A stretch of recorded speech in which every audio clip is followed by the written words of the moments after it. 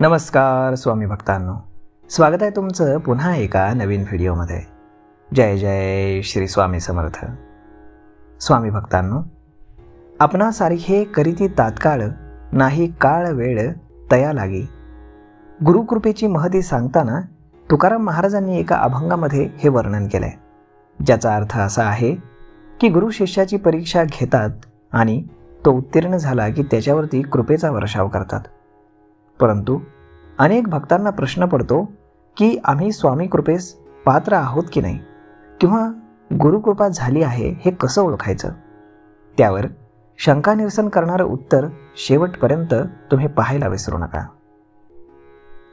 स्वामी भक्तांनो, आपली आई आणि घरातील इतर मोठी मंडळी लहानपणापासून आपल्यावरती संस्कार करत असतात आणि उत्तम माणूस म्हणून आपल्याला घडवण्याचा प्रयत्न करतात. बाहेरून आले की हातपाय धुतल्याशिवाय घरामध्ये वावरायचं नाही. संध्याकाळ सकाळ देवाची प्रार्थना म्हणायची. घरातील मंडळींना उलट उत्तर द्यायचं नाही. बाहेरून आल्यावरती चपला नीट ठेवणं, अशा अनेक गोष्टी आपण शिकत असतो आणि त्यातून आपलं जडणघडण होत असतं. हे संस्कार होत जातात आणि पुढेही ते कायमस्वरूपी राहतात. अगदी त्याचप्रमाणे आपली रोजची नित्यकर्म करत असताना आपण जी काही देवाची पूजा अर्चा करतो, भक्ती करतो, श्रद्धेनं देवासमोर नतमस्तक होतो, या सगळ्यांचा परिणाम आपल्या देहबोलीवरती, वाचेवरती आणि एकंदरीत आयुष्यावरती आणि विचारांवरती होत जातो. आणि त्यातून आपण एक व्यक्ती म्हणून घडतो.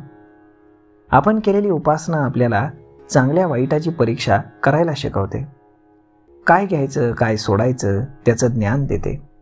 या सर्व उपासनेतून मग उत्तम नीटनेटका संसार करणं, मुलांचं उत्तम शिक्षण, ज्या ज्या वेळी ज्या ज्या गोष्टी हव्यात त्या साध्य होणं, जसं की धनसंपत्ती, योग्य वेळेमध्ये विवाह, मनासारखी नोकरी, या गोष्टींची चांगल्या लोकांची संगत मिळणं, योग्य संधी मिळून त्याचं चीज करता येणं, म्हणजेच आयुष्य मार्गस्थ असणं.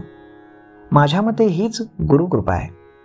गुरुकृपा ही अगदी एखादी वस्तू नाही की ती मिळाली आपल्याला. आपल्यासोबत आपले गुरु निरंतर असल्याची ती एक जाणीव आहे. आपल्या मनामध्ये सद्गुरूंची पूजा, नामस्मरण करावं हा विचार येणं, दुसऱ्यांना मदत करण्याची बुद्धी होणं, आपल्या कुटुंबाप्रती असलेली कर्तव्य पार पाडणं आणि त्याची जाणीव सतत मनामध्ये असणं, पैशांचा योग्य विनियोग करणं, ही गुरुकृपा नाही तर अजून काय आहे. गुरुकृपा हा एक अनुभव आहे. ती एक सरळ भावना आहे जी आपल्या मनावरती सतत फुंकर घालणारी आहे. कोणीतरी आपल्याला सतत सोबत आहे, आपली काळजी घेतोय आणि त्यामुळे मला कधीही एकटेपणाची भावना निर्माण होत नाही. ही भावना म्हणजेच गुरुकृपा. सगळ्या गोष्टी व्यवस्थित होत आहेत ना, संकट समस्या आल्या तरी त्यातून मार्ग मिळतोय ना, अडचणी दूर होता आहेत, हीच गुरुकृपा आहे. आपली रोजची नित्यकर्म करत असताना आपली साधना, उपासना, मानसपूजा सर्व काही सातत्यानं चालू ठेवावं. आपण त्यांना क्षणभर सुद्धा विसरणे नाही. तेही आपल्या भक्तांना विसरत नाहीत. ते आहेत आणि ते आहेत या भावनेवरती शंका कुशंका कधीच घेऊ नये. परमेश्वर माणसातच आहे, त्यामुळे 2 तास देवदेव करायचा आणि लोकांना त्रास द्यायचा, वाईट वागायचं, अशा लोकांचं आयुष्य पहा. कारण त्यांचं कोणीच नसतं, ना माणसं ना देव. उपासनेमध्ये प्रचंड ताकद आहे. अशक्य ही शक्य करण्याची ज्यांच्यामध्ये ताकद आहे त्यांचं नाव सतत मुखात असणाऱ्यांना कसलीच भीती नाही. उलट दिवसेंदिवस आपली भक्ती, श्रद्धा त्यांनी दिलेल्या प्रचितीमुळे बळकट होत जाते. आपल्या सद्गुरूंच्या नावाचा आणि त्यांच्या कार्याचा प्रसार करणं आणि त्यातून भक्त निर्माण करणं हे एक उत्तम भक्ताचं काम आहे, नव्हे ती त्याची जबाबदारी आहे. मी कधीही शेवगावहून प्रसाद आणला नाही. मी नेहमी 5 ग्रंथ आणतो आणि ते 5 जणांना देतो, जेणेकरून ते त्याचं वाचन करतील, त्यांना अध्यात्माची गोडी लागेल आणि आपल्या भक्तांच्या कळपामध्ये ते सामील होतील. गुरुकृपा हा एक सुखद अनुभव आहे.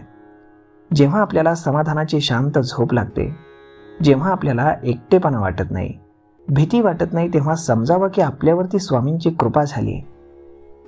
आणि एकदा का त्यांचा वरदहस्त लाभला की मग आपण आपले राहतच नाही. त्यांचं बोट धरलंय, मग आता ते नेतील तिथे, करतील ते, या विश्वासानं पुढच्या आयुष्यामध्ये मार्गक्रमण होत राहतं. गुरुकृपा म्हणजे थेट भेट या मनाची त्या मनाशी, या हृदयाची त्या हृदयाशी. गुरुकृपा ही समाधानाची एक पोच पावती आहे असं म्हटलं तर वावगं ठरणार नाही. तर मग स्वामी भक्तांनो, अशा पद्धतीनं स्वामी आपल्यावरती कृपा होणार असल्याचे संकेत आपल्याला देत असतात. ते कसे ओळखायचे तेच या व्हिडिओमधून आपण जाणून घेतलेलं आहे. तर मग मित्रांनो, हा व्हिडिओ तुम्हाला कसा वाटला हे तुम्ही आम्हाला कमेंट करून नक्कीच सांगा. आणि जर आवडला असेल तर आपल्या जवळच्या मित्रमंडळींसोबत देखील हा व्हिडिओ तुम्ही शेअर करायला विसरू नका. धन्यवाद.